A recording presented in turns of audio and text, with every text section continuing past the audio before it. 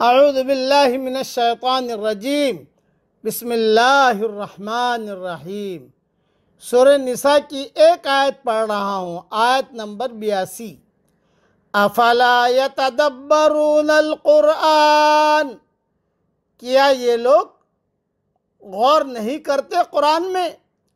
वलौ कान मिन इंदि गैरिल्लाहि लवजदू फीहि इख्तिलाफन कसीरा, कि अगर ये अल्लाह के सिवा किसी और की तरफ से होता तो वो उसके अंदर बड़ा इख्तिलाफ पाते।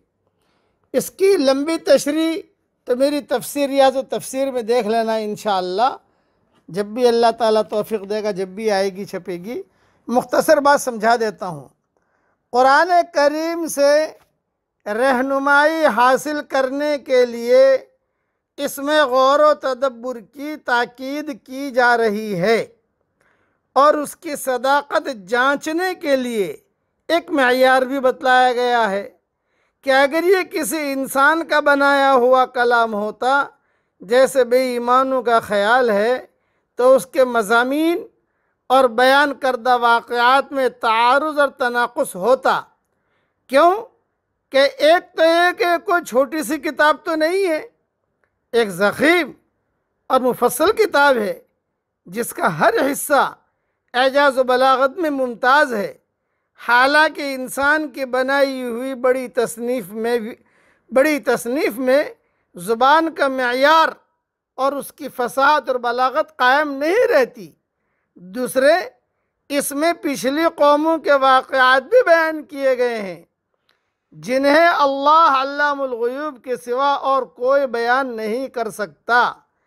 तीसरे, इन हिकायत और क़िसस में न बाहमी तारुज़ और तज़ाद है और न इनका छोटे से छोटा कोई जुज़िया कुरान की किसी असल से टकराता है। हालांकि एक इंसान गुज़श्ता वाक़यात बयान करे तो तसलसल की कड़ियाँ टूट जाती हैं और उनकी तफसीलात में तारुज़ और तज़ाद वाक़ई हो जाता है। कुरान करीम के इन तमाम इंसानी कोताहियों से मुबर्रा होने के साफ माना ये हैं कि ये यकीनन कलाम इलाही है जो उसने फ़रिश्ते के ज़रिए से अपने आखिरी पैगंबर हज़रत मोहम्मद सल्लल्लाहु अलैहि वसल्लम पर नाजिल फरमाया है। बस इसमें एक बात ख़ास समझने की है। तफसीर तो इंशाअल्लाह रियाज़ तफसीर में देख लेना कि कुरान में आदमी तदब्बुर करे, सोचे, अपने उलमाए हक़्क़ा की तफसीरें देखे, उलमाए हक़्क़ा के बयानात सुने, लेकिन अपनी अक़ल से कोई बात भी कुरान में न कहे कि इस कुरान में मेरी राय ये है, इस कुरान के बारे में मेरी राय ये है। मेरे वालिद साहब रहमतुल्लाह अलैह फरमाते थे कि हम किसी मुल्क में गए, इतवार के दिन हमारा भी बयान था, लेकिन ये कभी 9 से 10 तक कुरान का हल्का होगा और फिर उसके बाद 11 बजे आप बयान करना, 11 से 12, और फिर जो है 1 बजे नमाज होगी ज़ोहर की।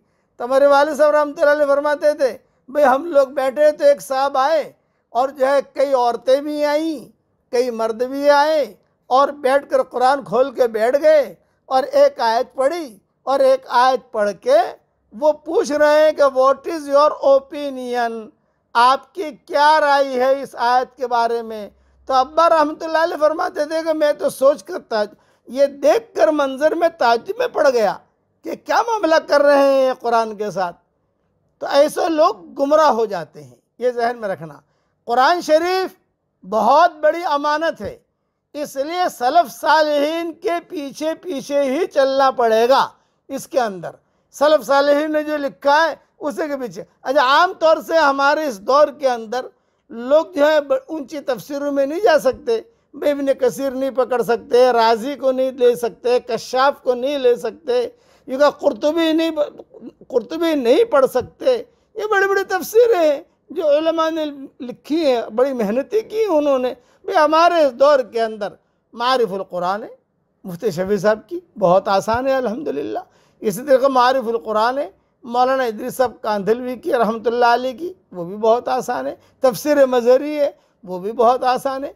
हमारी तफसीर रियाज़ तफसीर आ रही है जो हमने बहुत मुख्तसर करके जितनी चीज़ की ज़रूरत है उतने हमने लिखा है, ज़्यादा हमने उसमें लंबा चौड़ा लिखा नहीं है। सही सही चीज़ें जो मुख्तसर मुख्तसर मुख्तसर, ताकि आदमी, जैसे हम ये आपको रोज़ाना थोड़ा थोड़ा बताते हैं, तो कुरान में तदब्बुर तो आदमी ज़रूर करे और ये कहे कि अल्लाह ये तेरा कलाम है, फ़िक्र करे, सोचे।